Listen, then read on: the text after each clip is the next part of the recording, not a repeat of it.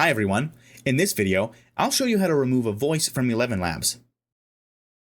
Start by navigating to the Elevenlabs website and make sure you're signed into your account.